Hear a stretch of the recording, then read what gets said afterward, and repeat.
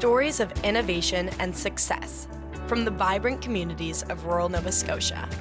This is Ignited. Welcome to Ignited the Podcast, where we celebrate innovation and rural success. I'm Wade Cleveland, and I work for the rural innovation hub, Ignite. We bring startups, industry, youth, and community together with the goal of creating opportunities in rural Nova Scotia. My guest today is Malcolm Seaboyer, who is a marketing manager working in tourism by day. But on the side, and strictly voluntarily, he works with a great group of dedicated volunteers on the YCon Gaming and Comics Convention. Now, YCon really is the little convention that could, showing enormous growth since its humble beginnings in 2019, enduring through the pandemic, growing steadily. This year, it's outgrown its original location with upwards of 1,000 participants expected to take in this 3-day event in Yarmouth. So how do you grow a convention? Let's find out. Malcolm, first off, thanks so much for doing this. Thanks for having me, Wade. It's a pleasure to be on the podcast, and what you guys are doing here at Ignite is great. Let's start at the beginning of YCon. Everything started up around 2019, right? Yeah, 2019 was the first year. So tell us the story of how you got it together initially. There was an appetite to bring a different kind of an event to Yarmouth, something in that gaming, sci-fi, comic book realm.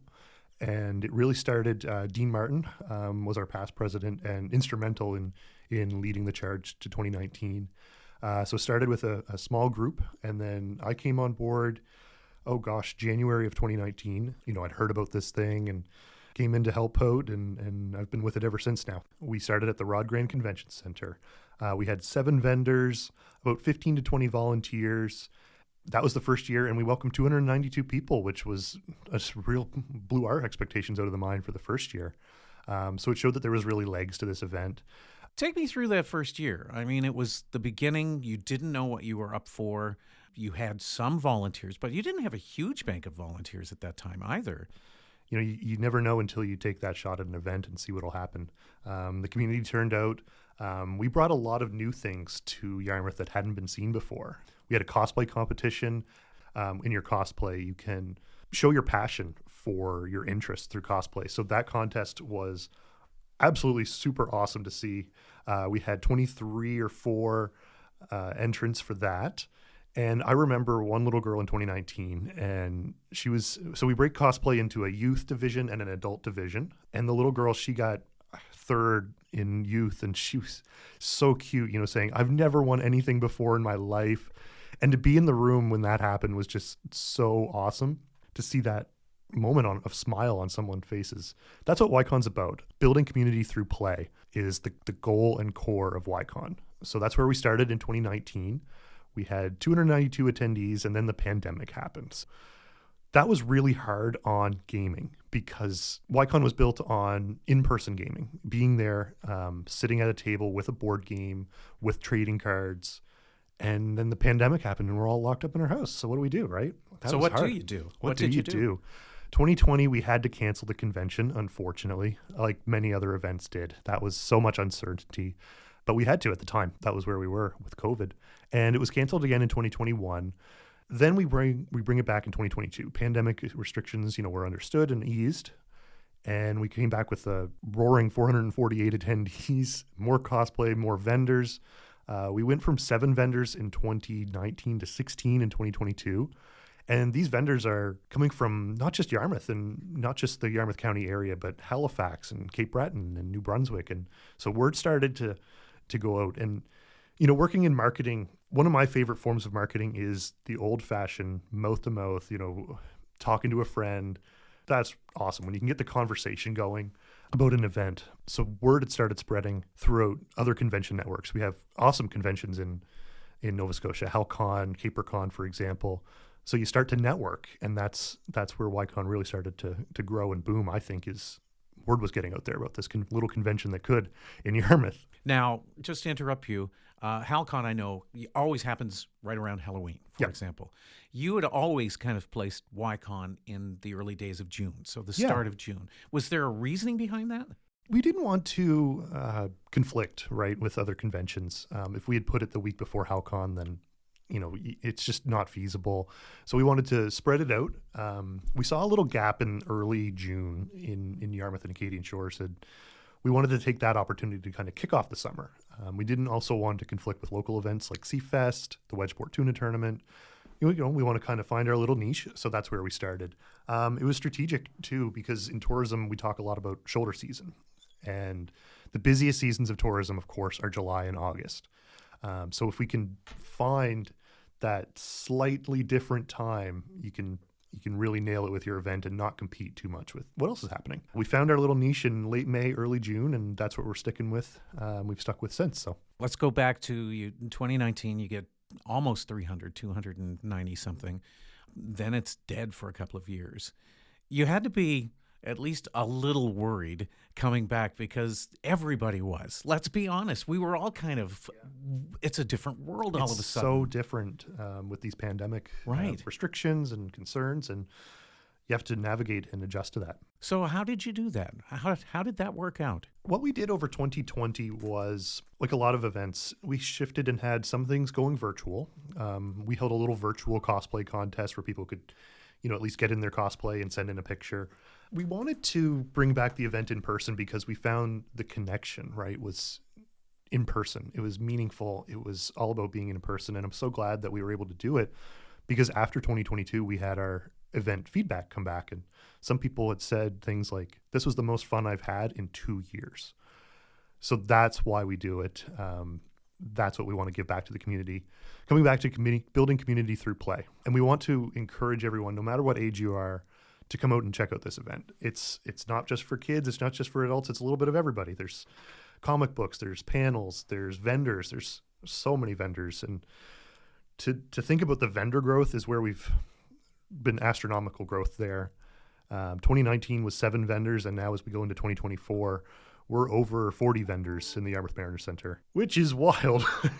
So that's why we needed the bigger space and to upgrade our venue size. So I'm a nerd. I really love science fiction and the fantasy, and I have attended HalCon off and on since I was small. I mean, HalCon's been going on for a long time now. Usually I was always going because of, different movies. You could meet some stars. It was that kind of an atmosphere. I find that YCon is much different than that because it's very much related to gaming. Right. In a big way. There are other sides to it as well, of course, but a lot of it has become that gaming get-together, be it board games or video games that you do. And you'll do them right up on a big screen, right? Yep. That's what the plan is. There are so many different genres of gaming that you can get into, like you said, board games, RPGs, video games, trading cards, wargaming, and we try to foster a community around all of those aspects of the convention for sure. Being at a gaming table can just bring out so many memories and smiles and laughs, and that's what we wanted to build, is give the opportunity for an event like that to happen in Yarmouth. I find that the gaming community generally, as YCon has become more prominent, has gotten larger right here in the greater area. Absolutely. It's really spawned, I think, sub-communities of YCon. We have now a monthly board gaming club that we host at Paradise Bistro in the mall. There's Y-Town Smash, which is a sub-community of Smash Bros. Players. There's Y-Town Pokemon Masters, which is a new one that's coming up, and they focus on Pokemon video games and trading cards. So it's really allowed people to come together, find people with common interests, and then go continue to play their games throughout the year. I see a lot of new friendships that have been made through YCon. So the social and mental health benefits of the convention are very visible and very important. How about building the vendors? Initially, you had a small amount, and it has built an amazing amount of people who want to come and be a vendor here. But how do you do that? How do you sell to a vendor who's, somewhere a ways away to come to little old Yarmouth to do that? How's that all done? That's a great question. I love that. It takes a lot of hard work, a lot of communication, building connections, and that in-person networking. From that first group of vendors that we were able to get in 2019, then there's that word of mouth between other vendors. There's almost a vendor network within Nova Scotia, and word spreads throughout that. So that's one way. You have to do a lot of phone calling and emailing and promotion on social media, your website, and all that. So that's kind of the effort that it takes. It's a lot of communication. At the end of the day, the vendors, you need to sell them the opportunity to make a profit. That's part of what they're in it for. They want to make these pieces of artwork or jewelry or whatever they're selling. You have to really sell them that chance. And a lot of people have taken the chance with us, and that's just so great to see.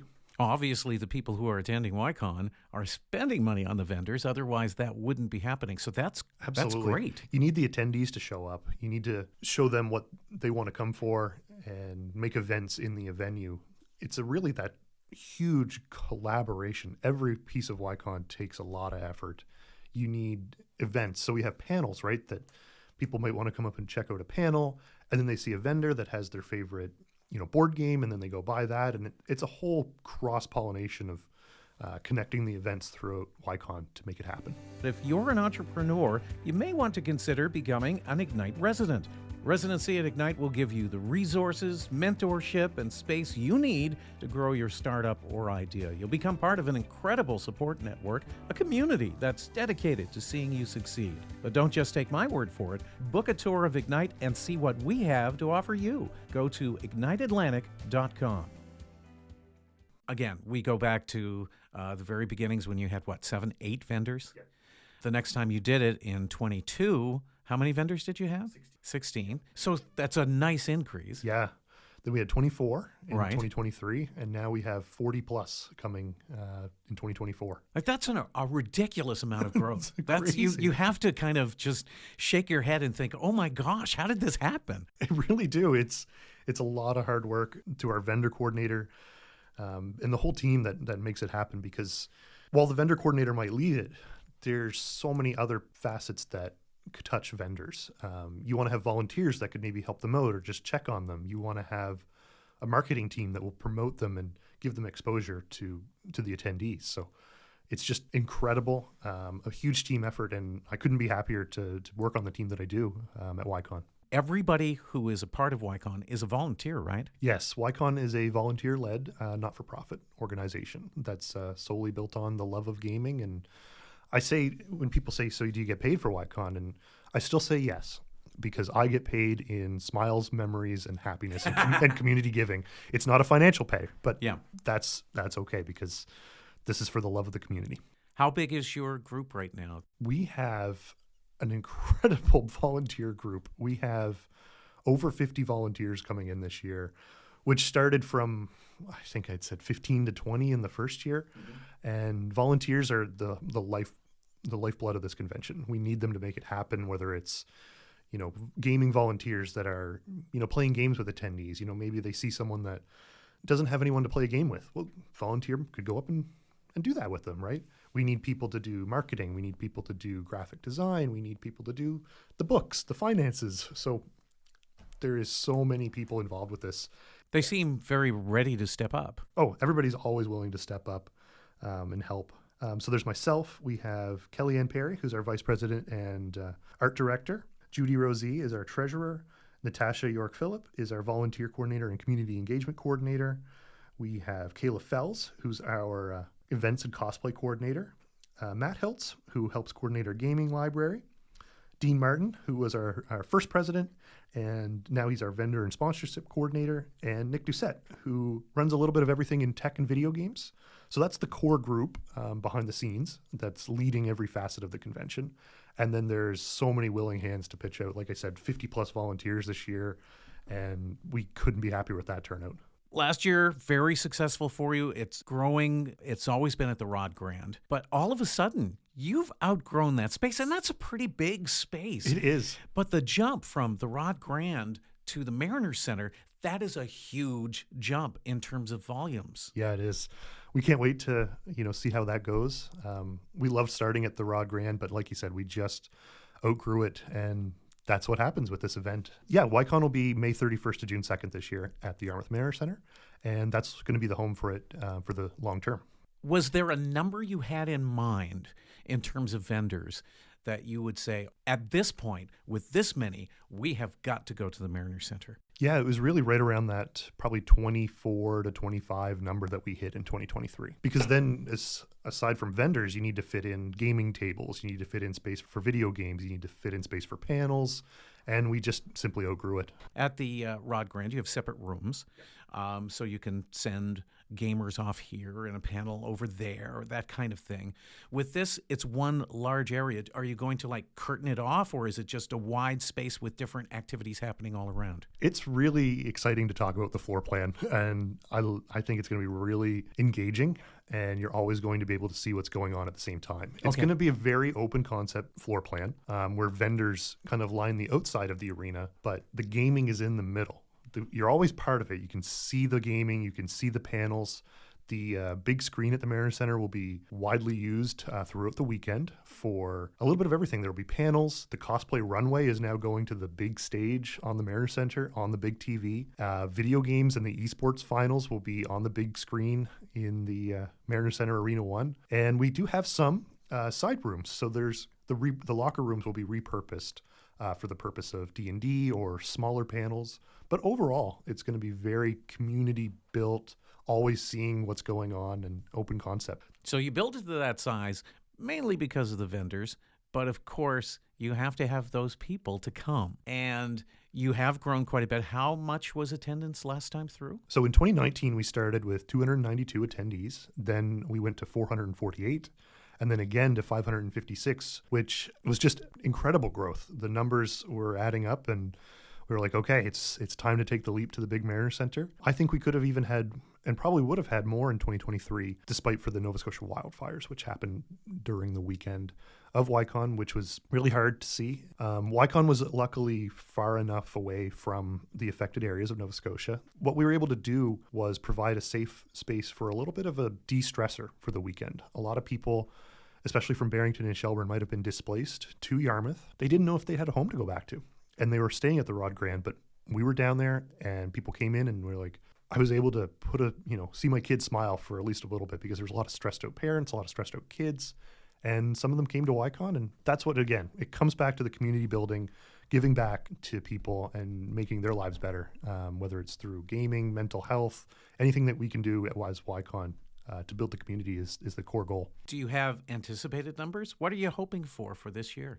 I think we can hit probably around 700 to 900 people. That's my guess. It's wonderful to have events, period. But in order for it to be a tourism opportunity, you have to be able to attract someone from away to come to be part of that basic community. Absolutely. You've done a pretty good job in spreading the word and getting those people in, and having people from away, from areas other than Yarmouth and Acadian Shores, the Tri-Counties, to come in and be a part of this. And that's a pretty big deal. Yeah, we wanted to attract people to the area and not just make YCon about the convention, but maybe a vacation. I'd be happy to see someone, come down, spend a couple nights, go to YCon, then go to Cape for Shoe, then go to Rutter's for supper, wherever you go. There's so many opportunities to make it more than just the convention here. Yeah, through our marketing efforts and networking and connections, we've been able to have people coming from even outside of the Maritimes. This year, we're welcoming Sammy Francis all the way from Edmonton to the area, and she's a comic book artist for GY6 Studios, and she's drawn covers for Teenage Mutant Ninja Turtles, which is really cool. So if there's any turtle fans out there, don't miss her. And there'll be other guests that you can check out on our website. That's just so cool to see. We're bringing people from all over Canada now to little old Yarmouth and Acadian Shores to have a good time and geek out, Within your board, are people saying, okay, for next year, we should get this person, or we should try to have that? How does that planning work? Yeah, it really starts at the planning table. I love, a good planning session, brainstorming, throwing ideas on paper and seeing what sticks, seeing what doesn't. And that's really what I love about YCon is the planning, the organization, the excitement of doing something different. That's where we start. We have our AGM typically in September, and then we go from there, because YCon planning really starts in September, October. And as we grow, we now have to even lock in things long term. Guests are a really, really good example of that, because you need to start getting dates and booking things in for 2027, 2028, 2029. Wow, now. seriously? Seriously, absolutely. There are some guests that Halcon get, and they have contracts right now, and I know just through networking, they have to plan that far ahead. And that's where we're learning and we're getting into. Guests is probably our newest foray. We've really nailed that gaming. We've nailed cosplay. We've nailed vendors. Now guests is the area that has the most potential to now focus in and grow on. We really want to focus on game developers, voice actors, cosplayers, movie stars too, potentially. We'll see who we can get. And after the convention, we always have a post-event survey. And if you want to suggest a guest, please, by all means, because we make this convention for the community. We want to, see who you want to see at the convention. As YCon gets larger, I would think that its reputation gets somewhat larger too, and it gets easier to be able to get some of the bigger guests. So it's getting to the point where people know what YCon is. Absolutely, yeah. The reputation gets bigger and bigger.